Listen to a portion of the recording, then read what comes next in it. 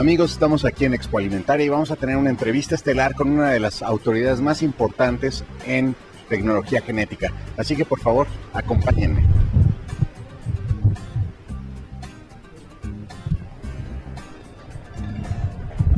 Amigos, ya casi llegamos a donde es nuestra entrevista estelar, así que sigamos.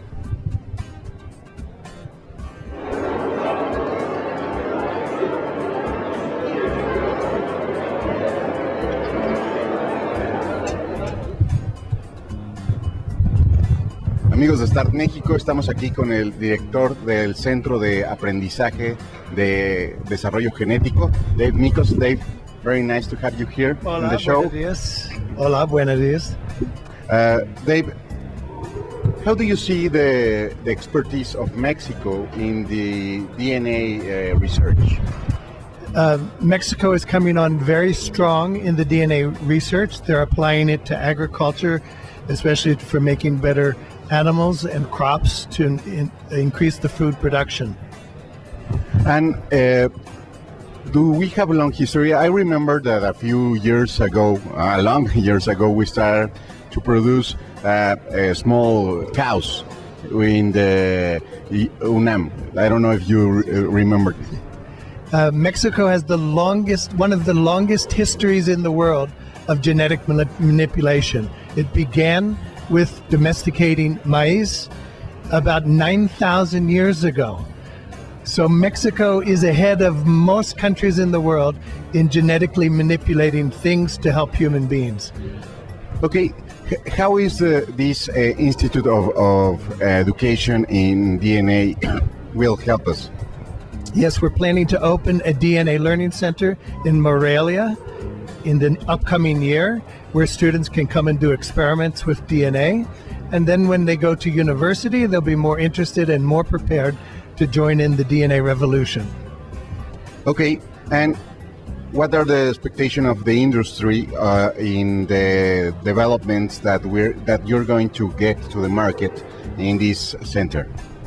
Well, the industry would like to have students who can think, who can collaborate, who can come up with ideas on their own and be creative. And so these are some of the things we want students to do by having a chance to do experiments when they're quite young in secondary school. There are a lot of myths about the DNA manipulations. A lot of people think that it's a very awkward and strange thing, but the DNA manipulation without the human intervention always happen.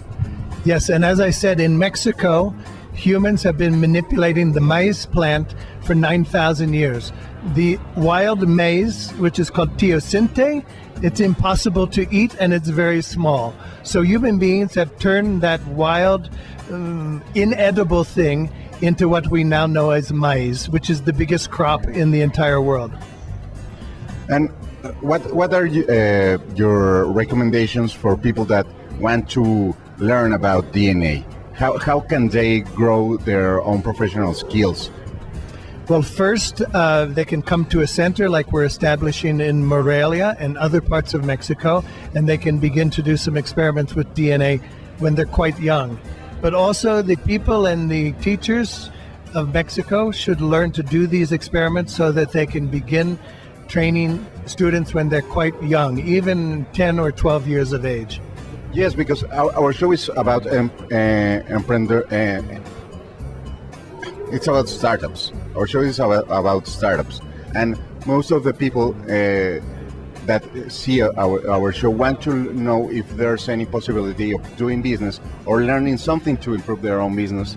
And we think that the thing that you are doing on the Academy of DNA Learning will help will show many opportunities of business. Yes, you must start with young people. The old people are already finished learning, so you must always start with the young people. What is the age, the minimum age that have to have people to enter to the learning center? We will start working with students who are 10 to 12 years of age, and then up to about 18 years of age. And they don't have to have an extra degrees besides the ones that are adequate of their own age? Yes, we must begin to show them different things, and so we need to train the teachers to do something different than they did in the past. So everyone must move ahead at the same time. Okay, Dave. Well, thank you very much for this interview. We are looking forward to see this learning center in Morelia, and we hope that we have you another time in the show. Thank you very much. Muchas gracias. Amigos de Start México, pues como ven, la tecnología y la innovación en cuanto al desarrollo genético lleva mucho tiempo en México, más del que hemos imaginado, y lo hemos hecho de una manera muy profesional y en equilibrio con la naturaleza. Creo que mientras más personas se preparen, se capaciten y aprendan al respecto de la manipulación genética, tendremos mejores resultados y menos consecuencias. Muchísimas gracias y vamos a lo que sigue.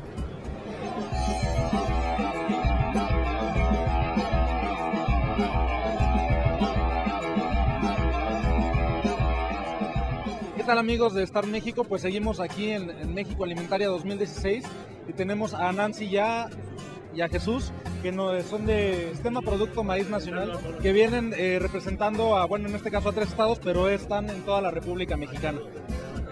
También tenemos a Michoacán, pero pues nuestro representante de Michoacán no está presente en este momento, pero también es en toda la República. Bueno, yo creo que es muy importante que en México se sepa la biodiversidad tan grande que tenemos en el tema del maíz y que realmente esta genética nos permite que se dé en todas las regiones del país. A veces nosotros creemos que un maíz en particular es el que se debe de cosechar en una zona u otra, pero realmente es muy importante que nosotros sepamos que esto existe y que lo conservemos. Sí, de hecho es el objetivo de estar aquí, agradeciendo que nos hayan invitado como Sistema Producto Maíz, que la gente conozca lo que tenemos. Tú lo acabas de decir muy claramente, la biodiversidad. Y la biodiversidad del maíz se está perdiendo. Déjame te digo, está perdiendo. Uno de los objetivos que traemos aquí con Oaxaca, con el Estado de México, es traer esos maíces nativos criollos que están perdiendo por el impulso de los híbridos. Entonces, ayer platicamos con el secretario, le hablamos de un proyecto, pareció interesado en que rescatemos esos maíces de colores que la gente los ha visto y no cree que existen, pero están perdiendo. Entonces, estamos en ese trabajo. Como Sistema Producto Maíz tenemos muchos ámbitos. Uno de esos es rescatar nuestros maíces que están perdiendo. Sí, yo creo que si nosotros tuviéramos en un mural puestos todas las semillas de maíz, desde el más blanco hasta el más oscuro, tendríamos prácticamente todos los colores, ¿no? Esto es algo padrísimo que tenemos en nuestro país. Nosotros somos como mexicanos hijos del maíz y qué bueno que estemos cultivando esto. ¿Qué acciones están tomando, por ejemplo, ustedes? Bueno, la idea es hacer un puente entre productores y los sistemas, ahora sí que de gobierno y que se encargan de realizar proyectos para que los productores puedan realmente seguir rescatando el trabajo en el campo, porque lo están abandonando.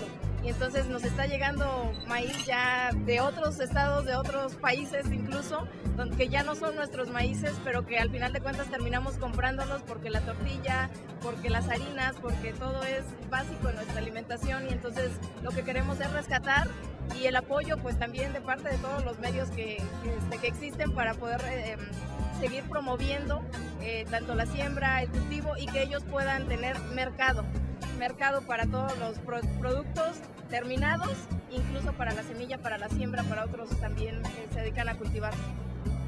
Para toda la gente que nos observa desde sus casas y que a lo mejor tiene la intención de producir maíz o que ya está produciendo maíz, pero que a lo mejor no conoce dónde puede conseguir apoyos o cuál es el maíz que mejor se adapta a su campo en específico o los fertilizantes, etcétera, ¿dónde pueden acudir para recibir este tipo de ayudas? Yo te hablaba de que el Sistema Producto Maíz tiene un ámbito muy amplio de actividades.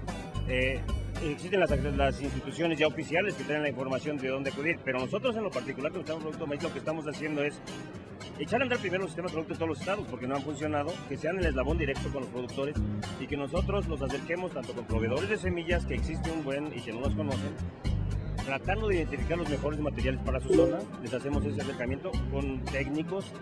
Y el otro tema que nosotros también estamos haciendo, porque muchas veces el productor produce y no sabe qué hacer con su maíz, o es víctima del coyote. Entonces estamos haciendo los canales de comercialización, los eslabones de comercialización, acercándole al Sistema Producto Maíz con el productor, y en este caso estamos haciendo acuerdos con Diconsa para que ese maíz vaya directamente del productor al consumidor y se acaben los intereses. Esas son las acciones concretas.